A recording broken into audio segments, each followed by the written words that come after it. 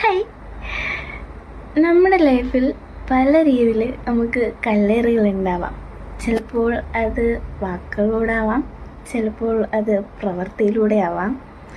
So അങ്ങനെയൊക്കെ കിട്ടുന്ന കല്ലുകൾ നമ്മൾ എടുത്ത് പിടിച്ച് വെച്ചിട്ട് താങ്ങാൻ വയ്യാണ്ട് നിൽക്കാണ്ട്, അയ്യോ എനിക്ക് ദൈവമേ എനിക്ക് താങ്ങാൻ പറ്റണില്ല, എന്നെ എല്ലാവരും കൂടെ കല്ലെറിയുക എന്നൊക്കെ പറഞ്ഞിട്ട് വിഷമിക്കാണ്ട് ആ കല്ലുകൾ നമ്മൾ ദൈവത്തിലേക്ക് കൊടുക്കുക.